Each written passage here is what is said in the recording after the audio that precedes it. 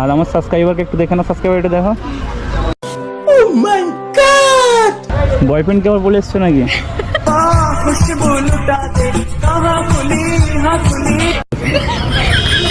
আমার সাথে রাইডে যাবে? যাবই।